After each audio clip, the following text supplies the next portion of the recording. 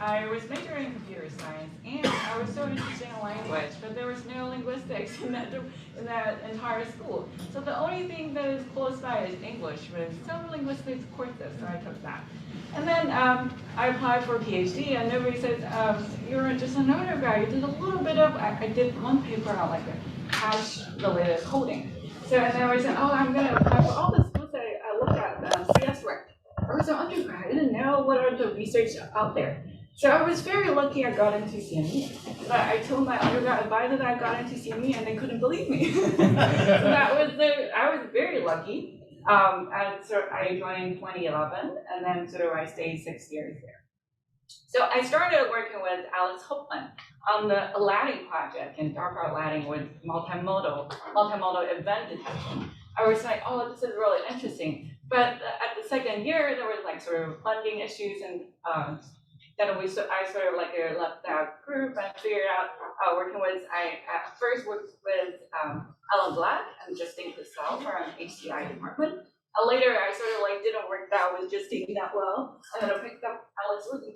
So I had Alan and Alex for the most part of my PhD. So my PhD is mostly working on conversational agents.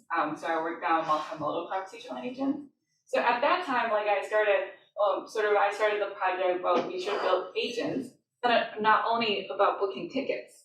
We should do something more open-ended. So I say, let's work on social conversational agents. I can talk about anything, anytime. So at first, a lot of people didn't believe me. Why would we need an agent that talk about random things? But later, Amazon started all these kind of social challenges, and now social conversational agents is now as popular as task agents. Because later we worked on a lot of how to interleave social and tasks. So I worked with a lot of persuasion tasks, negotiation tasks. We really wanted to have social content to build rapport before you actually complete your task. So later, after my PhD, I also had this problem that should I go to industry or should I get an academic job? And then basically Al Black told me, this is probably the best time for a speech or dialogue researcher to go on the job market. We have never seen so many openings in the academic world. I said, okay, I just try to apply for a job. So I got into this great university at UC Davis. So I started my assistantship there. So I did 3 years there. And then I had a two-body issue problem that I had to move to a bigger city. So I ended up in New York. I just graduated 2 of my PhD students. So one of them is staying in Columbia working with Shifu Chang for his postdoc, and the other one, DNU, is going to Google Brain as a researcher. So and then I really want to reflect on one of the consistent problems over my lifetime is about learning a language. So I was born in Suzhou in 1988. So I started to listen to English because of this kind of radio my dad bought me. So they had a program about teaching English. So I started to learn this new language. I didn't know much about it. Back in that time, as a girl in a small city, you don't really see any native speaker until you go to college. So you left that city, you went to a bigger city. So this is how I find learning a language is very difficult. The only technology then is a radio, so you can hear other people talk. You can't really do the interaction.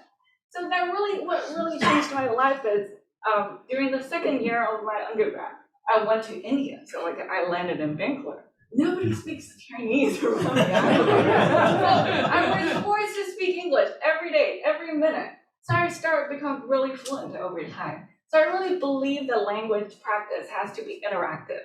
And again, I proved it. So I have now my son, Eric, and then my mom is actually living with me. She doesn't know English at all, but she came to live with me in the US. We have to get her to go out and interact with other people. And then this comes how did my mom learn English? Even in the US, we gotta make her feel comfortable to talk to other people. So I started to see what are the things we can do? We started to enroll her in schools, language schools, but that doesn't really help. We really wanted to have a dedicated person to interact with her. So I was like, if there's something I did that could help, I remember. Yeah. Yes. Conversational agents could be teachers too. So this was one of my highlights of my my assistantship. So here we won $500,000 for building the best social chatbots in the world. So we beat Alex and Alan's team in CMU. Like it was like this highlight. So we say, let's repurpose it for language learning so that we can actually distill. So right now, a lot of my work goes into how to distill curriculum, how to provide effective feedback automatically to learners so they can learn more effectively. So I just play one 1-minute video for this.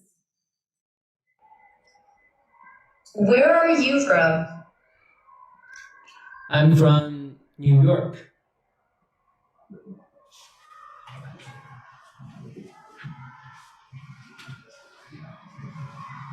I have never been to New York, but I would love to go one day. What is your favorite thing to do there? Yeah, there's a lot of like shopping store to explore, and it's always crowded and make you feel very happy about it. Do you have a favorite place to shop in New York? I have heard there are some great stores there. Yeah, I always go to the Times Square to check a lot of stores. There's no specific name that I can think of, but there's definitely a lot. So we just built this thing, we put it online, and then we just I just tweeted on my Twitter and say, hey, people, do you want to try it if you're learning a second language? Boom, overnight, 3,000 people signed up. It broke our server. Okay, it's not something that we can sustain within a lab. So we spin it out as a company right now. So if you're interested in language learning, please try to talk to us to invest in. So we can buy more servers to help more people to learn languages. Thank you.